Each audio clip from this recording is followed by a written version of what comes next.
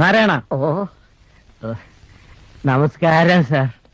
സാറിനെ കണ്ട് അവസാനമായിട്ടൊന്ന് അപേക്ഷിക്കണമെന്ന് വിചാരിക്കാൻ തുടങ്ങിയിട്ട് കാലം കുറെയായി. ഒരബദ്ധം പറ്റിപ്പോയി. സാർ എന്നെ ഒന്ന് തിരിച്ചെടുക്കണം. സാധ്യമല്ല. അയ്യോ, അങ്ങനെ ഒരു അവസാന വാക്ക് പറയരുത്. ഞാനൊരു തീരുമാനമെടുത്താൽ അതിന് മാറ്റം ഉണ്ടാവില്ലെന്ന് എനിക്കറിയാമല്ലോ.